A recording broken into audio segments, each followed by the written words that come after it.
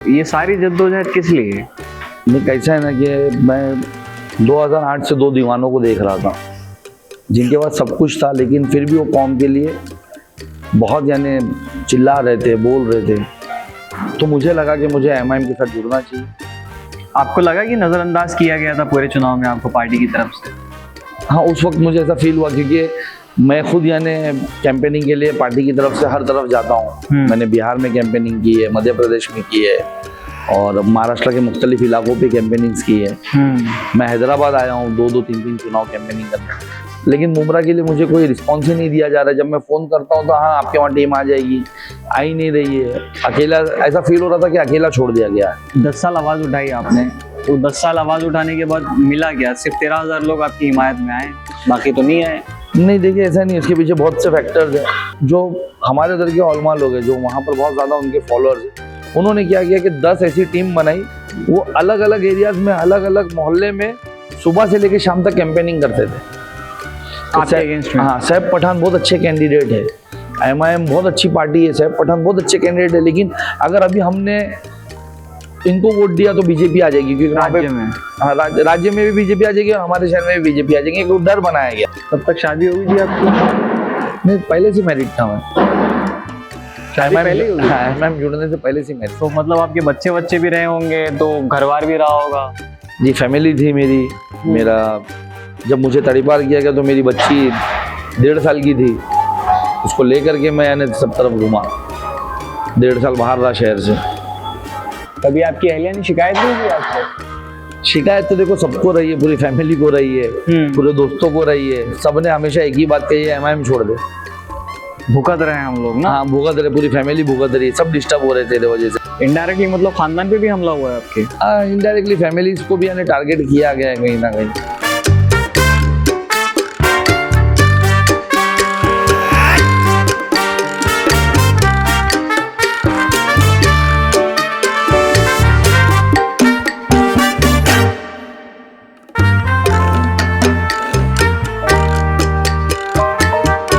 Hello and welcome to social sphere, another episode of T cast. आज बहुत ही खास episode, बहुत ही खास मेहमान जो आज हमारे साथ जुड़ रहे हैं।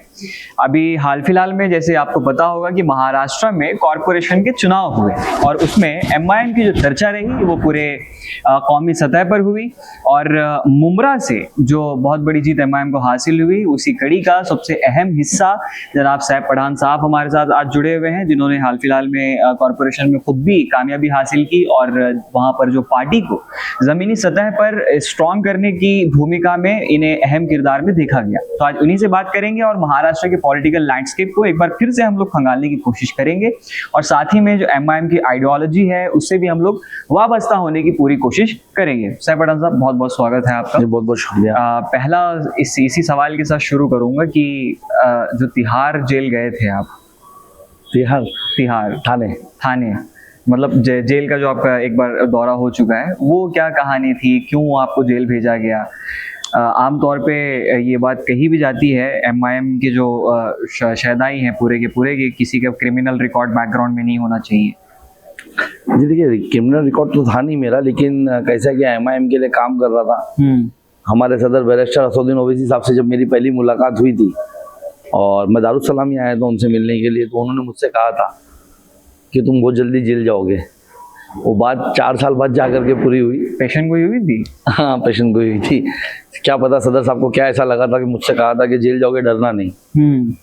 यानी हमारे जो सिपाही है डरते नहीं है, तो कहीं ना कहीं हुई। मैंने उनसे कहा भी, उसके बाद एक फंक्शन में मैंने उनसे कहा भी स्पीच करते वक्त कि साहब आपने कहा था कि जेल जाऊँगा, एक बार आपने कहा तड़ीपार होऊंगा, सब एक के बाद एक पेशेंट गोई पूरी हो रही है।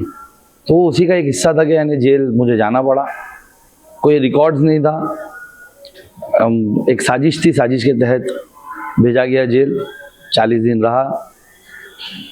क्या साजिश थी?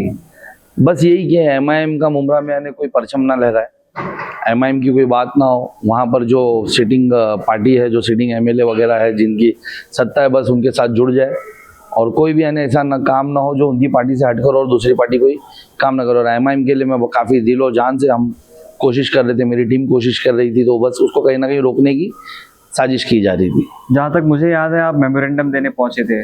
जी, बहुत बड़ा प्रोग्राम चल रहा था। ना वो प्रोग्राम ऐसा था कि यानी कब्रिस्तान का हेरफेर हुआ, कब्रिस्तान और स्लाटर हाउस का हेरफेर हुआ, और उसके लिए खुद का ही यानी सत्कार समारोह रखा गया शहर के अंदर। खुद के ही ओलमाओं की एक खुद के लोगों को ओलमा बना करके एक कमेटी तैयार की गई, कोई ओलमा की कमेटी नहीं थी, और पूरे शहर के अंदर बैनर लगाए गए और कहा गया कि म्यूनसिपल कमिश्नर, थाने म्यूनसिपल कमिश्नर और एमएलए साहब आएंगे और उनका सत्कार किया जाएगा कि उन्होंने कब्रिस्तान दिया है और अच्छा कब्रिस्तान दिया है। तो मैं काफ़ी दिनों से थाने म्यूनसिपल कमिश्नर से मिलने की कोशिश कर रहा था, मिले नहीं हो, वो मुझसे मुलाकात नहीं ले रहे थे, मुझे टाइम नहीं दे रहे थे कि आप कब्रिस्तान का, जहाँ पर स्लाटर हाउस पास हुआ था वहाँ कब्रिस्तान क्यों दे रहे, और जहाँ हमारा एक्चुअल कब्रिस्तान है वहाँ पर क्यों नहीं दे रहे। तो वो नहीं दे करके पावर का इस्तेमाल करके वो कहीं और कब्रिस्तान खोलना, तो उसके लिए खुद का ही सत्कार कराना। तो मैंने एक छोटा सा ट्वीट किया मॉर्निंग में कि मैं भी वहाँ पर आऊँगा, और कमिश्नर साहब मुझे 2 महीने से नहीं मिले, आज मेरे शहर ही आ रहे हैं। तो और 300 से 400 उन्होंने बैनर लगाए शहर के अंदर, तो सबका वो कर रहे, इनवाइट करे, तो मैं भी आऊँगा और मैं जो मेरी बात थी वहाँ उनसे पूछूंगा। तो फिर कहीं ना कहीं मुझे पुलिस वालों के कॉल आना शुरू हुए, मुझे मुमरा पुलिस स्टेशन बुलाया गया और बोला गया कि आप वहाँ पर नहीं जा सकते। मैंने कहा सर पूरे शहर के अंदर इन्विटेशन लगे हुए, मैं भी शहर का नागरिक हूँ, अगर सबको इन्वाइट किया गया तो मुझे कैसे इग्नोर कर रहे हो आप, यार मुझे क्यों रोक रहे हो। तो बोले नहीं आप आओ, पहले तो नहीं वहाँ, फिर बोले चल ठीक है हम एक ही शर्त पे आने देंगे कि आप वहाँ सवाल नहीं करोगे, आपको जो भी सवाल है आप लिख के लेकर आओ, उनको दे देना। बोला ठीक है, ये भी ठीक है। मैं वहाँ पहुँचा और बस वहाँ पहुँचा और पुलिस वालों ने मुझे रिसीव किया, मेरे साथ मेरे एक साथी थे लिसान अंसारी, मुझे रिसीव किया गया और मुझे लेके जाकर एक जगह खड़ा किया गया कि एमएलए साहब की स्पीच हो रही है, उसके बाद कमिश्नर साहब की होगी और उसके बाद आप मेमोरेंडम दे देना। मैं बस जा करके ऐसा शांत खड़ा था, तो शायद एमएलए साहब थोड़ा डिस्टर्ब हो गए मुझे देख करके, आई कांटेक्ट होते साथ वो अपनी स्पीच ही यानी उनकी भटक गई। तो बस पुलिस वाले आए, वो मुझे ऐसा लगता है शायद 2 या 3 मिनट मुझे खड़े रहने दिया गया। बाद में पुलिस के जो सीनियर थे वो आए, बोले कि आपकी वजह से बहुत यहाँ पर मैच हो रहा है, यहाँ पर बहुत माहौल ख़राब हो रहा है, आप चलो। मुझे वहाँ से लेकर के आए मुमरा पुलिस स्टेशन, गाड़ी में बिठाया पुलिस स्टेशन लाया गया, मेरा स्टेटमेंट लेकर के मुझे छोड़ दिया गया। ओके। और कुछ 9 बजे मुझे डिटेन किया गया, 9:30 पौने 10 तक छोड़ दिया गया मेरा स्टेटमेंट लेकर के।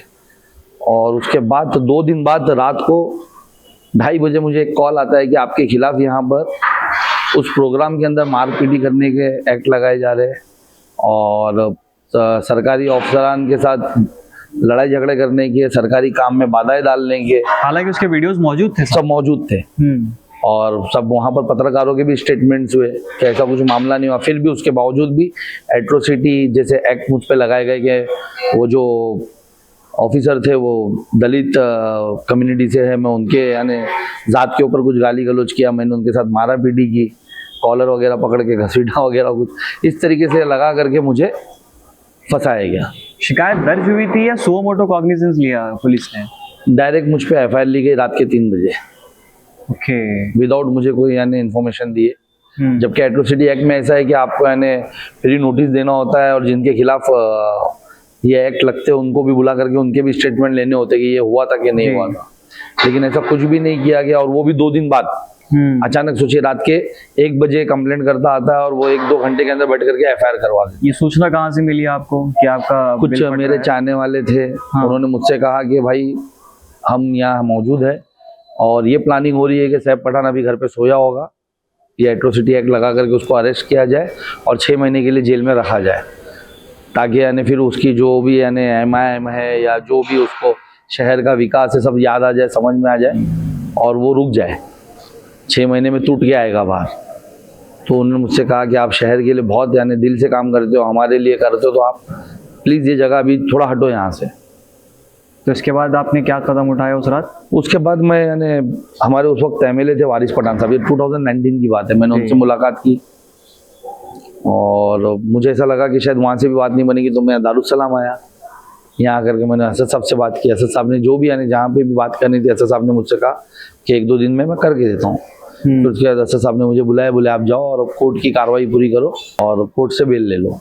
ओके। फिर आपने सरेंडर किया पुलिस के पास जाके? नहीं, उस वक्त मुझे अरेस्ट नहीं किया गया, उस वक्त मुझे कुछ 3 महीना मैं शहर के बाहर रहा, लेकिन मैंने कोर्ट से बेल ली, हाई कोर्ट से। अच्छा, इस दरमियान आपने बेल ली? नहीं, मैं इस दौरान मैंने अरेस्ट नहीं किया। अरेस्ट तो मैं कुछ 2022 में हुआ। ओके।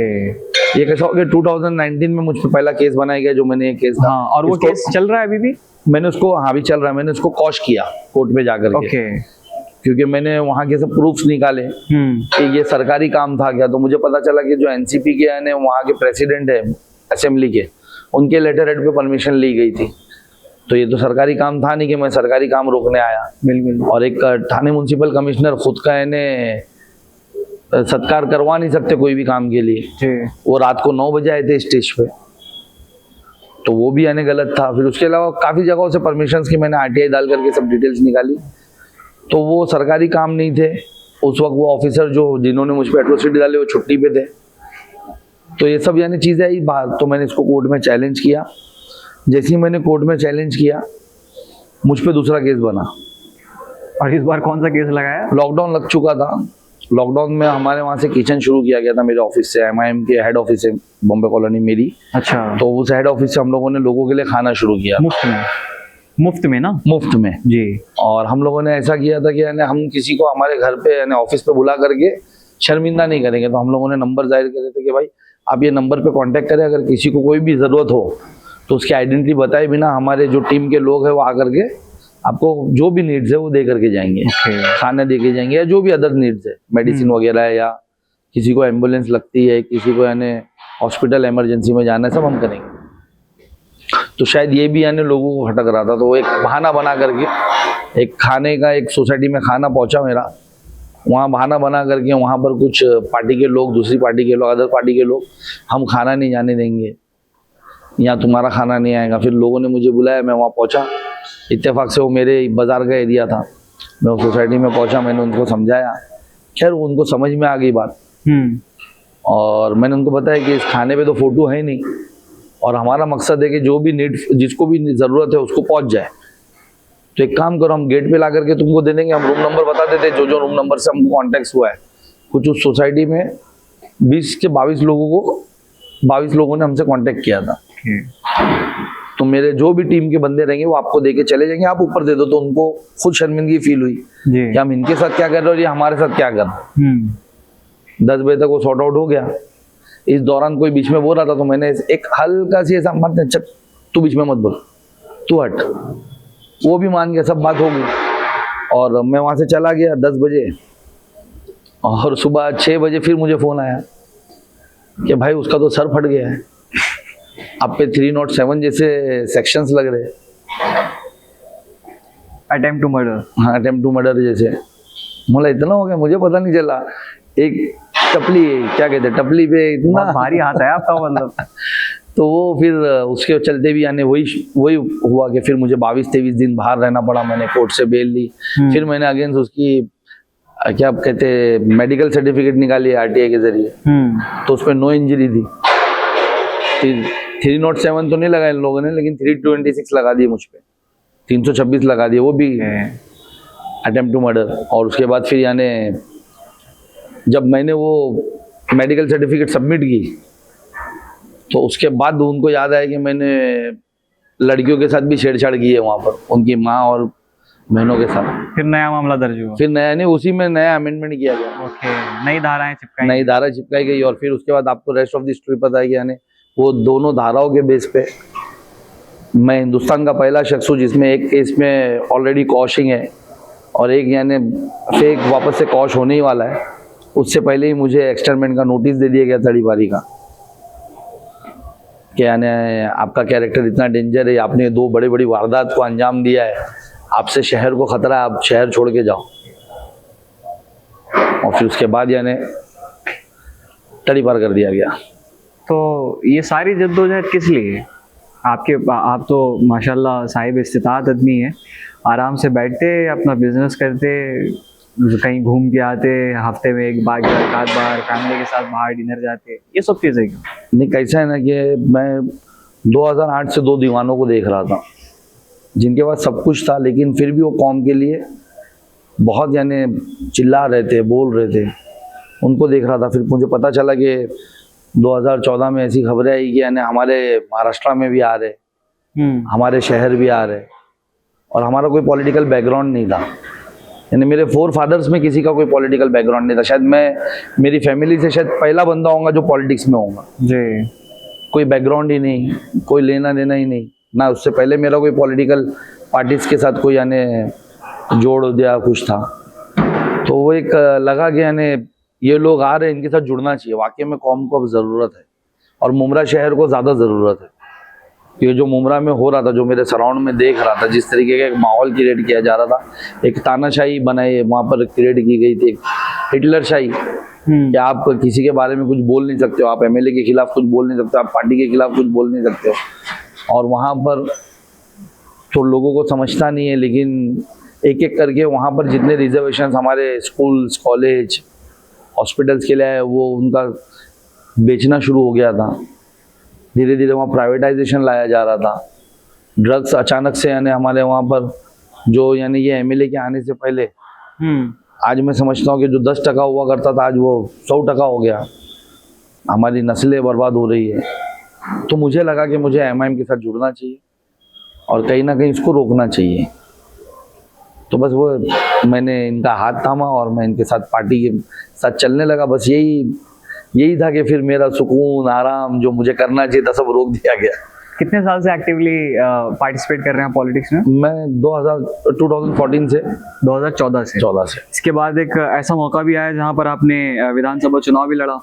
जी, पहले मैंने कॉर्पोरेशन लड़ा पहले जी, और उस टाइम आप हार गए थे जी 17 में। फिर आपने विधानसभा चुनाव लड़ा जी, फिर आपको फिर से हार मिली जी। तो वहां पे क्या कमी रही कि आप एक मरतबा, हालांकि चुनाव जब लड़ लेता है आदमी तो उसकी अवेलेबिलिटी बन जाती है, लोगों को पता चलता है कि हाँ मैदान में एक और भी है, जी, वो था तो सही कम से कम। तो अब अगला चुनाव लड़ते हैं जी, तो काफी सोच समझ के आपने कदम उठाया और कहाँ कमी रही फिर? नहीं, कमी तो नहीं रही। कैसा हो गया कि यानी जब 2024 में मैं एमएलए इलेक्शन कंटेस्ट कर रहा था जी, उस वक्त आपने देखा कि मौलाना सज्जाद नोमानी साहब का एक स्टेटमेंट आया, बहुत सारी चीजें, उसके पीछे बहुत सी चीजें हुई। और मैं मेरे शुरुआती दिनों से टोरेंट से हमारे शहर के लोग बहुत परेशान थे। प्राइवेटाइजेशन, जो इलेक्ट्रिसिटी प्राइवेटाइजेशन हुआ है जी, उससे बहुत परेशान थे और मैंने उसके विरोध काफी यानी क्या कहते हैं आंदोलन किए थे। एक बार 3 दिन की हंगर स्ट्राइक की थी, भूख हड़ताल की थी, उसको आने से रोका था शहर में जी। क्योंकि हमने भिवंडी देखा था कि भिवंडी जो हमारी बस्तियां हुआ करती है और वहां पर लूम इंडस्ट्री जो बर्बाद हुई है टोरेंट के आने के बाद, उस तरीके से मुमरा भी बर्बाद हो जाएगा। टोरेंट के से भिवंडी में हजारों पे केस बन चुके हैं, हजारों लोग जेलों में है इलेक्ट्रिसिटी एक्ट के अंदर। तो वो सब चीज़ें हमने स्टडी की, तो हमने उसको रोकने की कोशिश की। हमने इसके खिलाफ 2019 में पहली भूख हड़ताल की। मैंने 17 लोगों को लेकर के, अपने एमआईएम के 17 लोग, और एमआईएम से लोग नहीं आएंगे करके हमने मीम उमरेकर करके एक अलग नाम दिया, एक प्लेटफॉर्म बनाया और उसमें हम 17 लोग हंगर स्ट्राइक पे बैठे। कितने दिनों तक? 3 दिन हम बैठे। उसके बाद जो महाराष्ट्र स्टेट के पॉलिसी मेकर थे, उस वक्त के जो मिनिस्टर थे बावनकुले, उनके जो स्टेट पॉलिसी मेकर थे वो हमारी हंगर स्ट्राइक पे आए और उनके साथ बीजेपी के और एक एमएलए थे संजय केलकर, कुछ केलकर नाम है उनका, वो आए।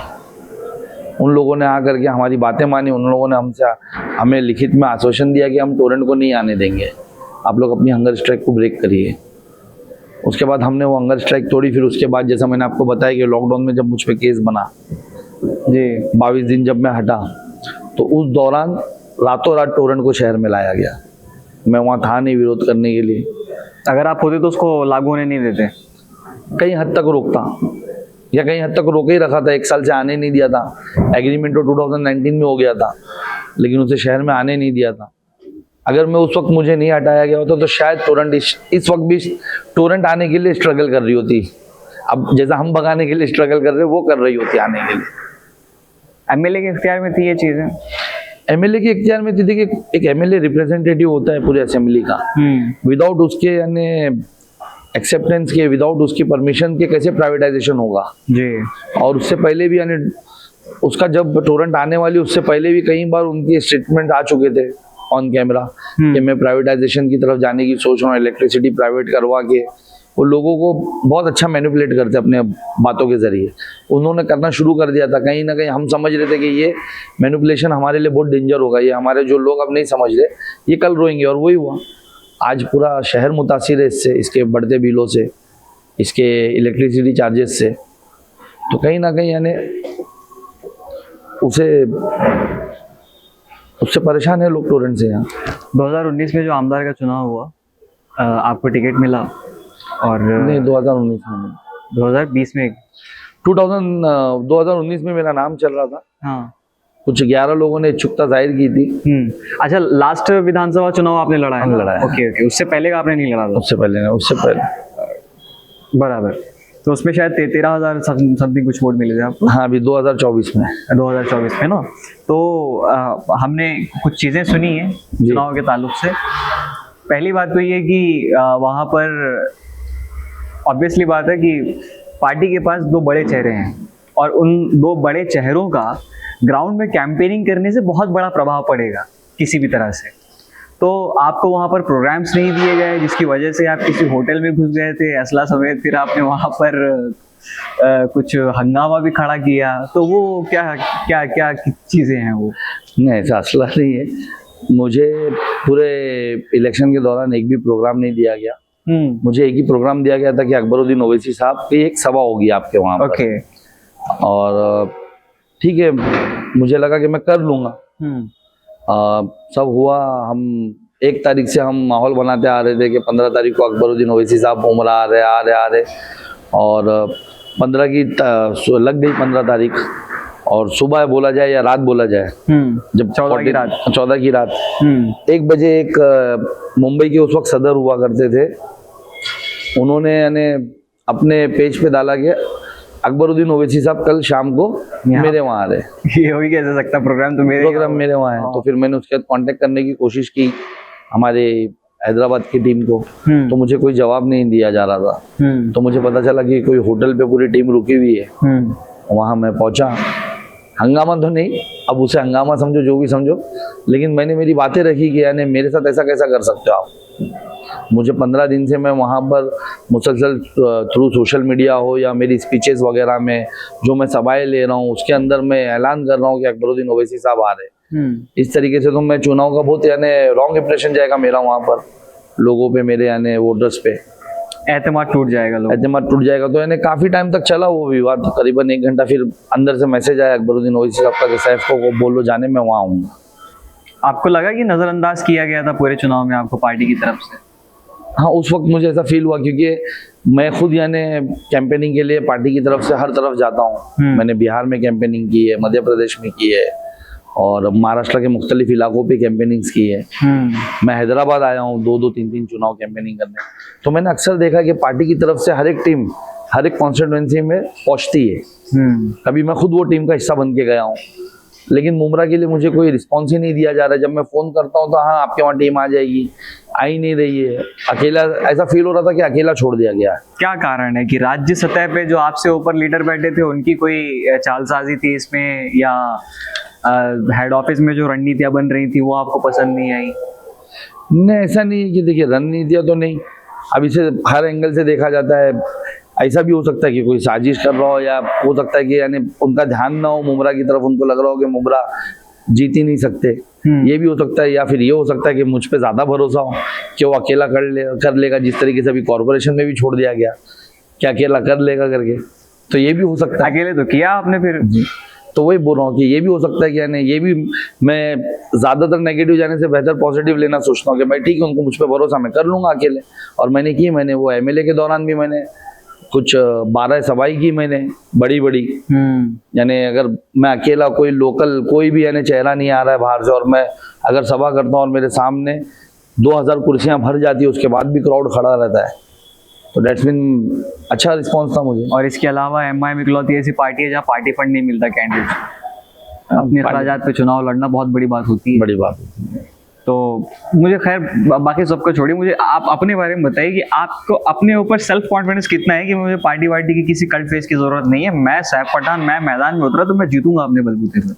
नहीं, ऐसा नहीं। देखो, चेहरा तो हमें असद साहब, अकबर साहब का और महाराष्ट्र में पड़ता है, बहुत फर्क पड़ता है। इनके चेहरे से बहुत फर्क पड़ता है। आज अभी मैंने कॉर्पोरेशन की भी जो कैंपेनिंग की, उस टाइम पे मैं एमएलए की भी जो कैंपेनिंग करता था, तो अक्सर जो मफलर में उड़ता था उस पर एक तरफ असद साहब, एक तरफ अकबर साहब होते। तो मैं जब भी कैंपेनिंग करता था तो मैं उठा करके वो चेहरा दिखाता था कि आप इनको देखिए, इनकी कुर्बानियों को याद रखिए। अगर हो सकता है कि मैं आपकी पसंद का कैंडिडेट नहीं हो सकता हूँ, लेकिन मैं इनका कैंडिडेट हूँ, इसके लिए वोट दीजिए। मैंने कॉर्पोरेशन इलेक्शन में भी वही किया पूरा। देखो मुझे ये कॉन्फिडेंस है कि मैं वहाँ पर टीम रन कर सकता हूँ, वहाँ पर मैं एक स्ट्रेटेजी बना करके वेल एग्जीक्यूट कर सकता, प्लानिंग एग्जीक्यूट करके वहाँ पर वोट्स ले सकता। लेकिन हमारा जो असल चेहरा है इस पार्टी का वो आएगा तो और फर्क पड़ जाएगा। तो मैं ये नहीं कहूँगा कि नहीं मैं अकेला ही कर सकता हूँ। ज़रूरत तो है, सारे की ज़रूरत है कि साहब लोग आ जाए, साहब लोग ज़्यादा नहीं, एक दो प्रोग्राम कर ले, एक प्रोग्राम कर ले मेरे वहाँ, बाकी फिर मैं मैनेज कर लूँगा, बाकी फिर मैं मेरी टीम मुमरा मैनेज कर लूँगा। तो वो कहीं ना कहीं कमी रही है। खैर अकबरुद्दीन ओवैसी साहब भी आए उसके बाद, और फिर भी यानी वो रिजल्ट फेवर में नहीं आ पाया। उसके भी बहुत से रीज़न से पीछे। कुछ तो बता दीजिए क्या रीज़न से? नहीं, अभी रीजन ऐसा है कि देखिए कि वो टोरेंट एक बहुत बड़ा फैक्टर है, क्योंकि उसके बाद में अक्सर टोरेंट हमारे वहाँ लोगों पे विजिलेंस केसेस बना देता है। और उस केसेस में होता क्या है ना कि वो लोगों को 2.5 लाख रुपए, कम से कम 2.25 लाख से 2.5 लाख का फाइन मारता है। 2.5 लाख का फाइन। और उसमें होता है कि जो मुमरा की आवाम है वो बेबस, वहाँ पर जो सिटिंग पार्टी है उसके जो नगर सेवक हुआ करते हैं, जो सेक्युलर अपने आप को कहते हैं, सो कॉल्ड सेक्युलर, नाम लीजिए, ऐसे नहीं चलेगा। नहीं, ये विधायक जितेंद्र अवार्ड और उसकी टीम के जितने भी लीडर्स है, जितने भी नगर सेवक है एनसीपी के जी, तो वो लोग यानी वहां पर जा करके जब आप उनके पास जाते हो कि मुझ पे 2.5 लाख का केस बन गया है, 2.25 लाख का केस बन गया, तो वो जाते हैं टोरेंट और वो आपका सेटलमेंट करवाते हैं। 1,20,000 में, 1,10,000 में, 1,25,000 में या लाख रुपए में। वाहिद MIM और सैफ पठान वो टीम है वहाँ पर जो वहाँ पहुँचती है, तो वही सेटलमेंट, क्योंकि विजिलेंस बनता तब है जब कुछ ना कुछ गड़बड़ हो और कुछ वायरिंग में प्रॉब्लम हो या आपकी लाइन डायरेक्ट हो या कुछ हो, तो वो हम भी एक्सेप्ट करते कि होता होगा ये। लेकिन उसके जो चार्जेस होते हैं वो इतने हाई नहीं होते। तो वो वाहिद MIM ऐसी टीम है जो 5,000 में, 10,000 में या 20,000 में, मैक्स टू मैक्स अगर कभी गया तो 30,000, वो भी चार्जेस हम पूरा है इलेक्ट्रिसिटी एक्ट के तहत उनसे बैठ के बनवा कर फिर ख़त्म करवाते हैं। तो आप जब 2014 में जुड़े थे पॉलिटिक्स से जी, आपको सारी चीज़ें पता है कि जितेंद्र अवार्ड ये काम कर रहे हैं, जो भी चीज़ें हैं जी, भ्रष्टाचार चल रहा है या फिर ड्रग माफिया को इंट्रोड्यूस कराया जा रहा है या लैंड माफिया को इंट्रोड्यूस कराया जा रहा है, कचरे को प्राइवेटाइज किया जा रहा है, गंदगी में ढकेला जा रहा है, बदला क्या आपने? 10 साल तो हो गए ना, 10 साल से ज्यादा ही हुआ। नहीं, देखिए कैसा है कि जितेंद्र अवार्ड ये सब चीज़ें करके भी वहाँ का हीरो था। आज नहीं, आज आम जनता भी, आगे छोटा बच्चा भी बोलता है कि ये सब चोरी इसने की है, कोई बताता नहीं था। मैंने फ्रंट पे आ करके थ्रू RTI चीज़ें निकाल करके ऑन पेपर कैमरे पे आके बताया। मैंने वो दूसरे RTI एक्टिविस्ट की तरह नहीं किया कि मैंने पेपर्स निकाले और उसको अपने पास दबाया और ब्लैकमेल किया। मैंने जितने भी पेपर्स निकाले, जितने भी रिपोर्ट्स निकाली, मैंने ऑन कैमरा आकर के बताया कि ये इस वजह से हो रहा है, इसके पीछे ये कल्प्रिट है, ये नेता कल्प्रिट है, ये नेता की वजह से हो रहा है। टोरेंट की मांगनी के लेटर भी मैंने ला करके दिखाए, इसके मैंने सब बताया कि देखो इनके मांगने पे आ रहा है, कचरा प्राइवेटाइजेशन इन लोग करवा रहे हैं, इनके लोगों की इतनी इतनी गाड़ियां लगी टोरेंट के अंदर, इनके इतने इतने टेंडर हो रहे, इनके ही पार्टी के अध्यक्ष वहाँ पर कॉन्ट्रैक्टर बन रहे, उनकी ही कंपनी को। ये सब चीज़ें हमने खोली लोगों के सामने जाकर, एक हद तक हमने चीज़ों को रोकी। अब टोरेंट को आपको लगता है कि जिसके यानी ऑनर अमित शाह के रिश्तेदार हो, जिसको MLA और उसके 21 नगर सेवकों की यानी मंजूरी हो, उसको यानी हमने रोका 1 साल तक आने से। आज भी उसके जुल्म को एक हद तक हमने रोक के रखा है मुमरा के अंदर। खैर अब तो अब हम जीत गए, अब उसके खिलाफ हम आवाज़ उठाएंगे और अच्छे से उठाएंगे, भले से वो स्टेट का मामला हो, वो हमारे सिटी का मामला नहीं हो कि हम हाउस में बोलेंगे तो उसको बहुत फर्क पड़ जाए, यानी वो हट जाएगा, लेकिन हटेगा नहीं, लेकिन फर्क तो पड़ेगा। उसके बाद जाएंगे हम स्टेट तक जाएंगे जैसा हमको जाना है हमारे पास अपर लीडर, हमारे पास मुफ्ती इस्माइल साहब है, हमारे MLA।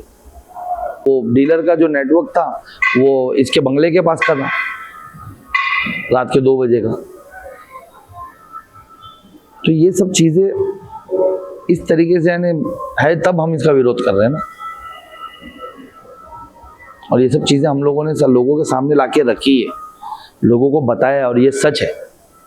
इसकी साजिशें, इसकी प्लानिंग, मुमरा का खुद आकर के मुमरा का रहबर बनना, लेकिन पीछे से मुमरा को किस तरीके से ख़त्म करना, और हर चीज़ प्राइवेटाइजेशन, हर चीज़।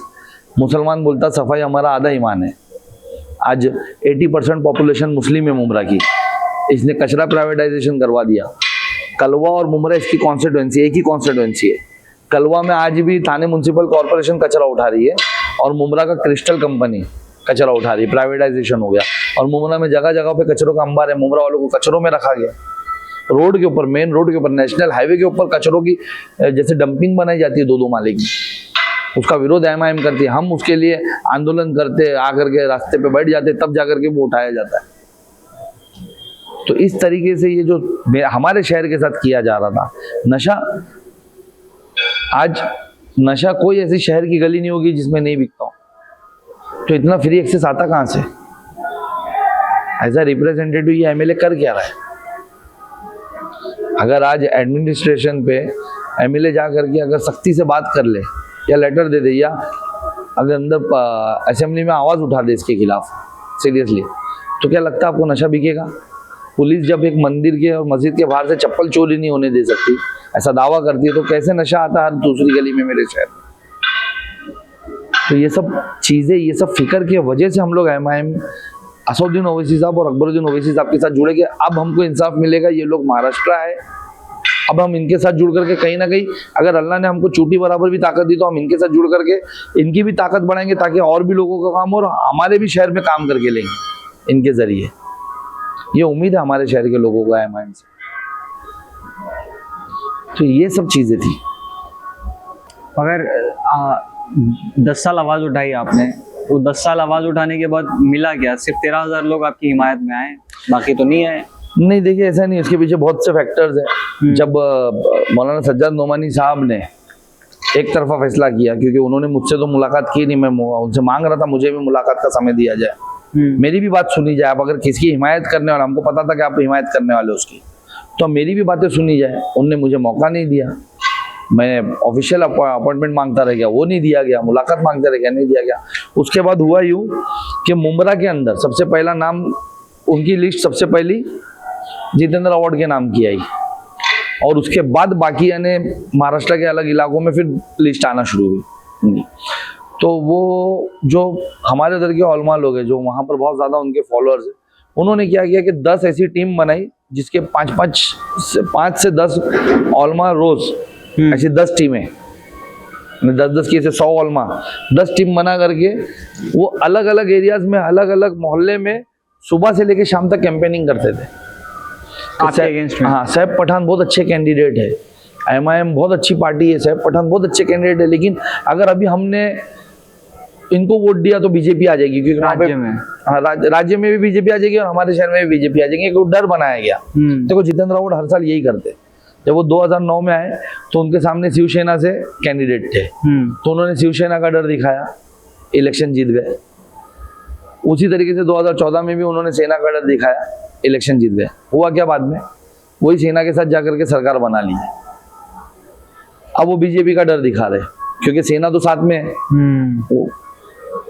शिवसेना तो साथ में लेके बैठ गए, तो उसके लिए बीजेपी का डर दिखा रहे। तो वो बीजेपी का डर दिखा करके पूरी कैंपेनिंग, अगर आप सोचोगे अगर औलमा लोग मस्जिदों से इस तरीके की बातें करेंगे तो वोटर्स कितना भी आपको चाहता है वो वोट नहीं करेगा। उसके बाद फिर जैसा मैंने टोरेंट का कहा, टोरेंट ने मुझे चैलेंज किया। मैं जब एमएलए इलेक्शन हो गया, रिजल्ट आ गए मेरे, 13,000 वोट मिले मुझे, लेकिन आवाम का काम करना तो मैं नहीं छोड़ सकता ना, क्योंकि मेरी नज़र में इलेक्शन एक एग्ज़ाम है जिसको आप या तो पास करोगे या फेल करोगे, लेकिन वो आपकी लाइफ ख़त्म नहीं कर देता है। और मैं जब असद साहब से जुड़ा था तो कहीं पे भी ये सोच नहीं थी कि मैं कॉर्पोरेटर बनूंगा, मैं एमएलए बनूंगा, एमपी बनूंगा, सीएम बनूंगा, कहीं नहीं सोचा था हमने। हम सिर्फ जुड़े थे उनके साथ, हम उनके पीछे बस जाना, उनकी रैलियां अटेंड करना। हमको पता चलता था भाई कल्ला में साहब आ रहे, वहाँ जाना, उनको सुनना, हमारी टीम उनका प्रोटेक्शन करना, उनके बॉडीगार्ड बन करके हम ये खुशी से कर रहे थे कि हम उनके साथ हैं। तो हमने सोचा नहीं था, तो हार जाने से भी कहीं मैं रुकने वाला नहीं था। तो मैं जब टोरेंट पहुंचा, कुछ लोगों के विजिलेंस केस थे, हर बार जब मैं टोरेंट जाता हूँ तो मैं पहले फ़ोन करता हूँ कि कल मैं आने वाला हूँ मेरी टीम लेकर के, और कुछ लोगों पे केस है उनकी बात करने आने वाला हूँ, तो उन लोग भी यानी पूरा वक्त देते हैं मुझे वहाँ पर। तो मैं जब पहुंचा तो उन लोगों ने, ठीक है, उन लोगों का जो भी पैसा कम करना था, जो भी करवाना था मैंने करवाया। उसके बाद उन्होंने मुझसे रिक्वेस्ट की कि कुछ मीटिंग करना चाहते हैं आपसे। मीटिंग हुई, उन लोगों ने मीटिंग में मुझे काफ़ी कुछ समझाने की कोशिश की। अब तो आप एमएलए भी हार गए हो, थोड़ा हमारी तरफ भी ध्यान दो, हमसे नाराजगी क्या है, खत्म करो, ये करो वो करो। मैंने उनसे कहा कि मैं तुम्हारे से यानी मेरा तुम्हारा क्या लेना देना है, मैं क्यों तुम्हारे पे यानी क्या ध्यान दूं। तो बोले आप थोड़ा आप दूसरे लोग जैसा करते वैसा आप भी करिए, आप समझ रहे दूसरे लोग जैसा दलाली खाते। मैंने उनसे कहा कि अभी मैंने एक का पैसा कम करवाया, 15,000 आया, वो मुझे बोल के गया कि मैं जा रहा हूँ मेरी औरत के जेवर रखता हूँ गिरो और ला करके इनको पैसा देता हूँ, अब मैं उसमें से दलाली खाऊं, मैं इतना गिरा हुआ नहीं हूँ। तो मैं जब उठने लगा तो मुझे उनके जो बड़े अधिकारी कोई आए थे, उन्होंने कहा कि अब जो रिजल्ट आज आपका आया ना, आप 4 इलेक्शन और लड़ेंगे तो ये रिजल्ट आएगा आपका। बोले जब 15 तारीख को अजीत दादा पवार भी आए थे मुमरा और अकबरुद्दीन ओवैसी भी आए थे मुमरा, यहाँ पर मैंने बोला था कि मैं जीतूंगा तो मैं टोरेंट हटाऊंगा, वहाँ अजीत दादा पवार ने बोले थे कि हम टोरेंट हटाएंगे। तो बोले हमको अजीत दादा पवार से डर नहीं लग रहा था, हमको आपसे डर लग रहा था, इस वजह से आपकी रिजल्ट ही है, ये उनका कहना है। गवर्नमेंट ऑफिशियल्स नहीं, government official Torrent private company है इलेक्ट्रिसिटी की, के अधिकारी आपसे ये कह रहे हैं। तो मैंने कहा कि 4 बार क्यों, मैं 40 बार अब ये रिजल्ट आए, लेकिन मैं आवाम का साथ छोड़ करके आपके साथ नहीं हो सकता, और ना मुझे इतनी भीख लगी है। मेरा अल्लाह मेरी चटनी रोटी अच्छे से चलाता है, जो भी मेरा छोटा मोटा कारोबार है बराबर चलता है। और दूसरे नेता करते होंगे दलाली, यहाँ पर उनका रोजगार है, उनका रोजगार का जरिया ये होगा, उनका घर इसी पे चलता होगा, लेकिन मुझे जरूरत नहीं है, मैं मेरी चटनी रोटी में भी खुश हूँ। अभी क्या है आपका इनकम सोर्स? इंटरनेट है, इंटरनेट, और मैं ज्यादा डिस्क्लोज करता नहीं हूँ, क्योंकि जिस तरह से आप बता रहे हैं तो आपके तो सारे धंधे बंद करवा दिए गए होंगे। है कहीं यहाँ छोटा मोटा इन्वेस्टमेंट चलता रहता है। ओके। लेकिन अब बताता नहीं हूँ। कहाँ से आपने शुरुआत की थी? शुरुआत ऐसी थी कि मैं कॉलेज के बाद आईसीआईसीआई बैंक में जॉब पे लगा था। बैंक में आईसीआईसीआई एजुकेशन कौन सी फील्ड में हुआ आपका?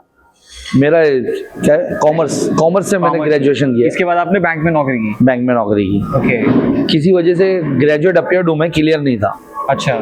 तो आईसीआईसीआई बैंक में मैंने जॉब की, 3 साल आईसीआईसीआई डायरेक्ट में रहा मैं।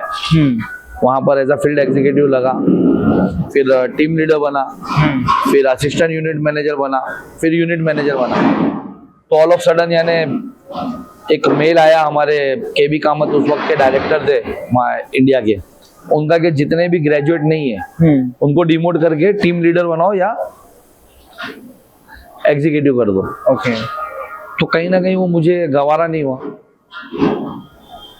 और मुझे उस वक्त एजुकेशन की अहमियत समझी। अच्छा, कहानी में ट्विस्ट यहाँ पर भी, मेरे पे पहला केस 2009 में बनाया है इन्हीं महाशय ने, क्योंकि मैं जब वापस मुमरा आया 2009 में, तो मैंने 2009 में सबसे पहला काम किया कि एक स्लम एरिया है हमारे वहाँ, मैंने वहाँ के बच्चों को तालीम दिलाना शुरू किया मुफ्त में। मुझे समझ में आ गया था कि यानी कितनी अहमियत है। मैंने तो ग्रेजुएशन ठीक है, मैंने एग्जाम्स नहीं दिए कुछ वजह से, 2 पेपर अपीयर किए, मैं उसमें क्लियर था, बाकी पेपर मैंने मस्ती से नहीं दिए दोस्तों में कुछ वजह। तो मुझे उस पढ़ाई की अहमियत समझ में आई, तो मैंने सोचा कि क्यों ना बच्चों को भी पढ़ाया जाए, मैं भी पढ़ लूंगा, बच्चों को भी पढ़ा देंगे। तो वो गरीब बच्चों को पढ़ाने की वजह से मुझे टारगेट किया गया 2009 में पहली बार।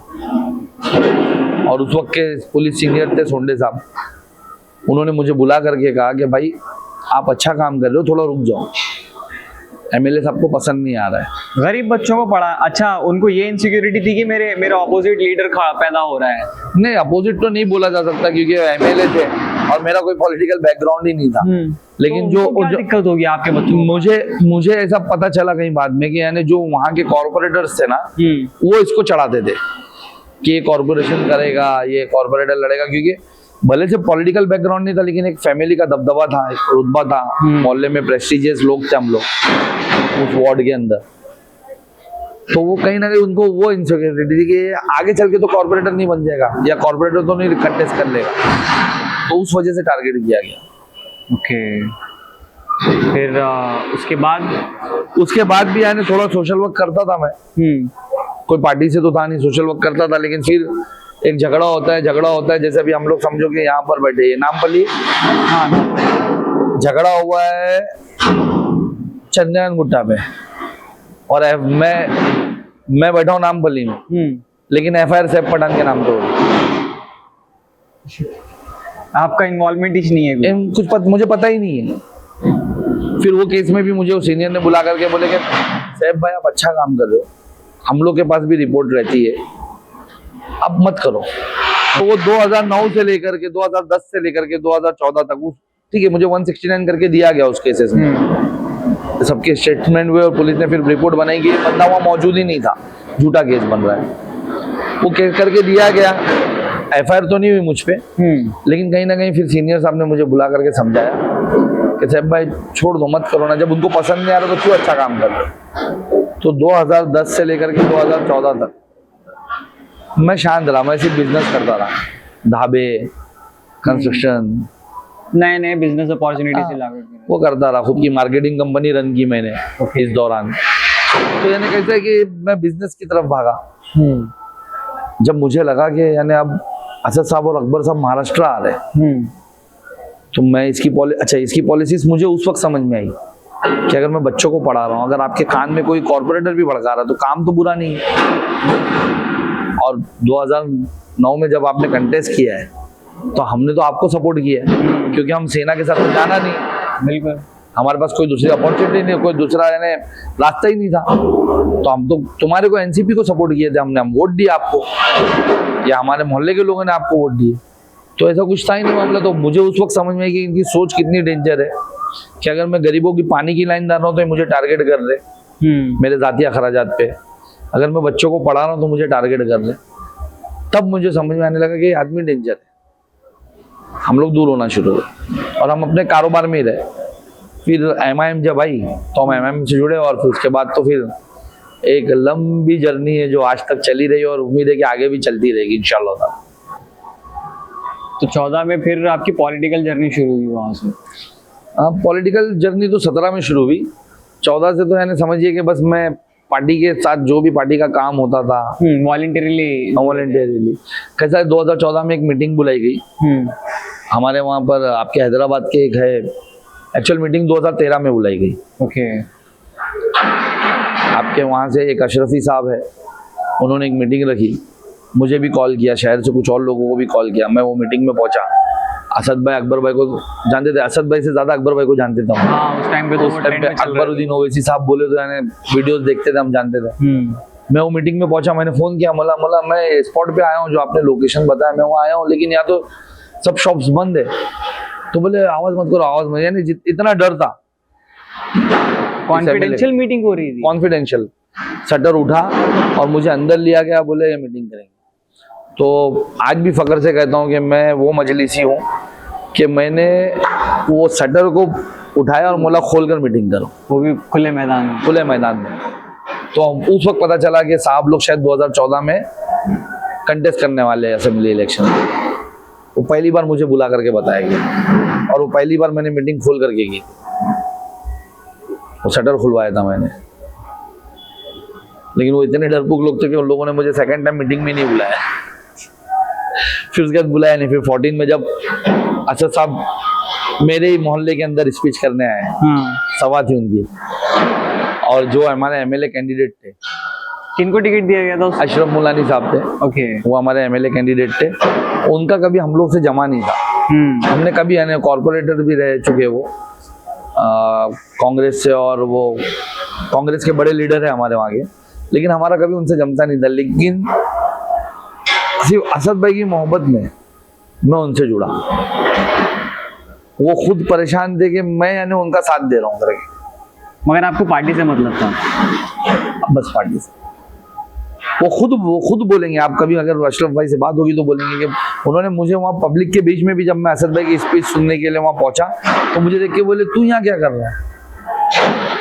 मेरा तो जिगर बड़ा हो गया। बोले मेरे को तो अभी यूथ का टेंशन ही नहीं रहा, तू मेरे को गले लगाए। उन्होंने बोले ये, मैंने उनको वहां भी बोला कि साहब मैं आपके लिए नहीं आया, मैं असद भाई के लिए आया। और फिर हमने उनके लिए काम किया।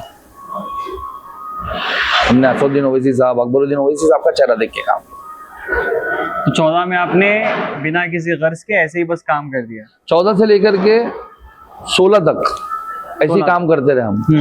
16 में फिर यानी ऐसा, यही पार्टी के लोगों ने कहा कि आपको कॉर्पोरेशन लड़ना चाहिए, आपकी फैमिली से किसी को लड़ना चाहिए। ओके।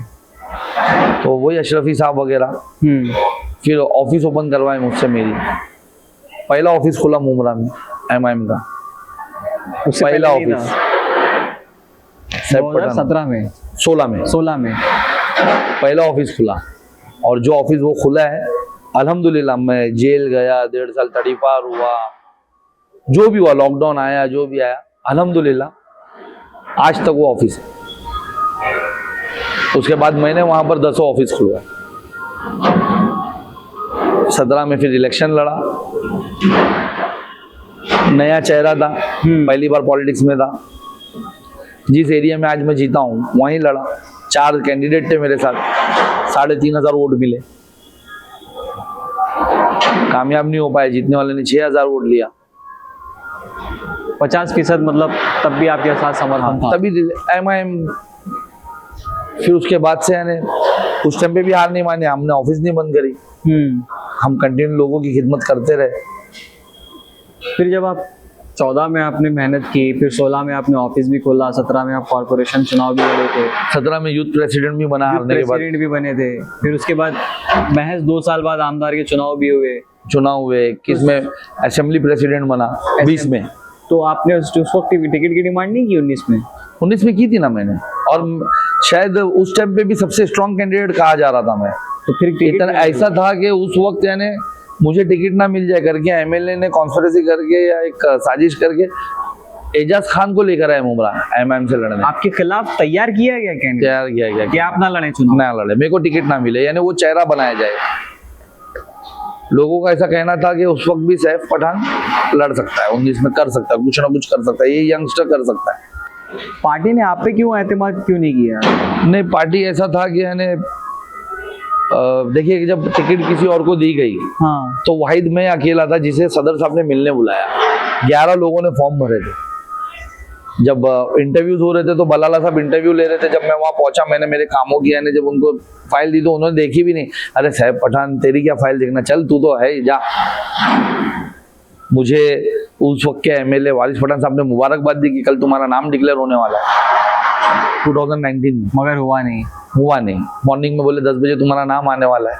वो ट्वीट दूसरे दिन 2 दिन बाद मॉर्निंग में आया, लेकिन कोई और नाम आया। क्या, फिर सदर साहब ने मुझे मिलने बुलाया बॉम्बे में। सदर साहब ने मुझसे मिलने बुलाया और सब लोग थे वहाँ पर, मैं मिला, बलाला साहब भी थे, हमने खाना खाया साथ में। फिर उसके बाद सदर साहब ने अंदर कॉन्फ्रेंस के बाद मुझे मिलने बुलाया, मैं गया। असद साहब ने कहा, मेरे पास आज भी वो फोटोज है, असद साहब ने मुझसे कहा कि पठान, हमने गुंजन को टिकट दे दी है। तो मैंने बस इतना ही कहा कि मतलब आप मेरे सदर हो, जो भी फैसला आपका है वो मुझे कबूल है, मंजूर है, आपने फैसला लिया तो बेहतर ही होगा। जबकि गुंजन कहीं पे भी नहीं था। आपको कॉन्स्पिरेसी की बू नहीं आई उस वक्त तक? नहीं, मैंने मैसेज किया था, हमारे वरिष्ठों को मैसेज किया था, क्या कि ऐसी कॉन्स्पिरेसी की जा रही है। हाँ। आप लोग टिकट अगर मुझे नहीं भी दे रहे तो बहुत ध्यान दीजिए किसको जा रही है टिकट करके। ओके। और इनका नाम स्पेशली लिखा था कि इसको टिकट नहीं देना, जिनको दी गई थी।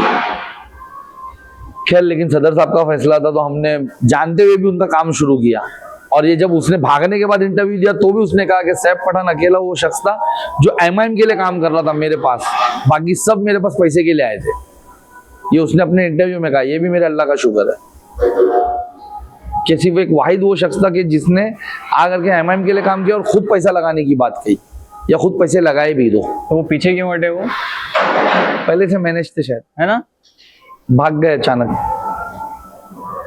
लोगों ने उस वक्त भी मुझे बहुत चढ़ाने की कोशिश की, तू भी फॉर्म डाल दे। नहीं, मेरे सदर साहब ने फैसला कर लिए।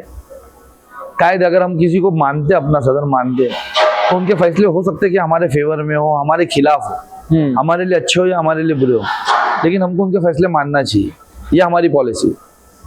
तो उसके बाद जब आप किसी एक कैंडिडेट के खिलाफ में इतना खुल गया जब आप प्रचार करते हैं, तो उसके जहन में तो एक बात होती है कि रुक, मैं जीतता हूँ, बस रिजल्ट आने दे, उसके बाद तुझे देखता हूँ। तो उसके बाद हुआ ना बॉस, वो 2019 में हाँ, हमारा कैंडिडेट भाग गया। ओके। मैंने असद साहब से फोन पे बात करी और मैंने कहा कि साहब भाग गया कैंडिडेट। नहीं, पहले असद साहब ने मुझे बुलाया और बोले कि मैंने जैसे ही कहा कि साहब प्राउड होता है जब मैं इसे बात बताता हूँ, तो जब बोला साहब आपने बोल दिया, तो असद साहब ने बोले मैंने बोला था ना पठान मेरा सिपाही है, ऐसा मेरा हाथ पकड़ो, घसीटो और मुझे गले लगा लिए। मैंने एक प्राउड फील होता है उस वक्त, देखो रोंगटे खड़े हो गए। तो मेरे लिए बहुत ऑनर था, मेरे लिए बहुत रिस्पेक्ट की बात थी। मैं खड़ा हूँ आज भी, मेरे ऑफिस पर उनके साथ वो फोटो है मेरे। फिर उसके बाद 3 दिन बाद वो कैंडिडेट भाग गया। 3-4 दिन बाद मैंने एसएस साहब को फ़ोन किया, मतलब साहब ऐसा ऐसा हो गया है। बोले हाँ पता चला, बहुत गलत हो गया पठान। क्या? मतलब साहब हमको किसी को सपोर्ट करना पड़ेगा। बोले कौन है वहाँ पर? अपना कोई आज़ाद उम्मीदवार भरा है कोई अपनी पार्टी से? आपने भरे? बोला नहीं साहब। अरे बोले भरना। बोला साहब आप लोग को छोड़ के कैसा भरूँ मैं कैसा है नहीं करता?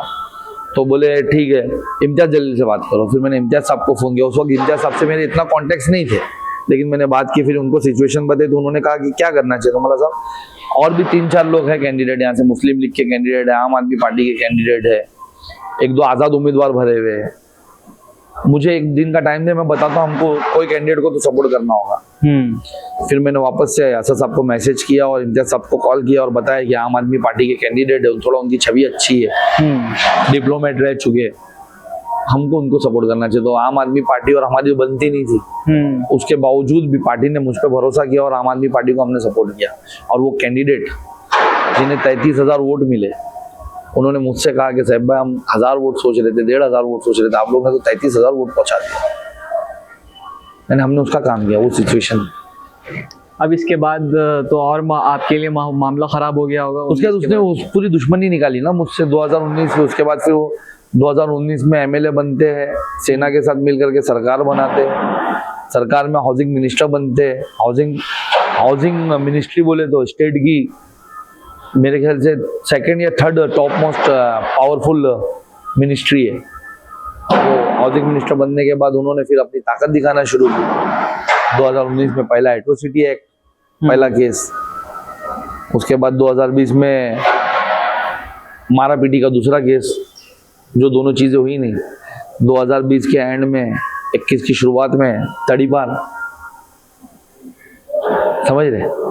19 में केस, 20 में केस, 21 में तड़ीपार।